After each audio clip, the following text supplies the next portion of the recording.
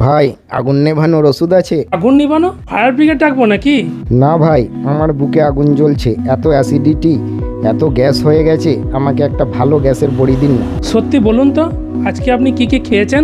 সকালে খালি পেটে চা, দুপুরে কিছু খাওয়া হয়নি, বৈকালে ফুচকা খেয়েছিলাম, আর রাত্রিরে জমিয়ে বিরিয়ানি, তারপর ঠান্ডা খেয়েছিলাম। তাহলে একটা পাওয়ারফুল গ্যাসের বড়ি দিন তো।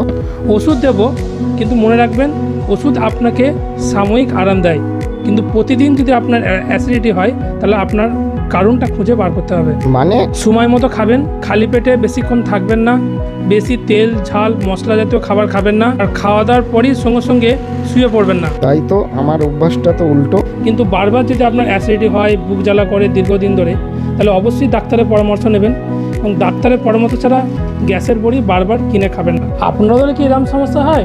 তাহলে অবশ্যই কমেন্টে জানান। এরকম স্বাস্থ্যকর টিপস পেতে গেলে রহমান ফার্মেসি চ্যানেলটিকে অবশ্যই ফলো রাখবেন। Thank you.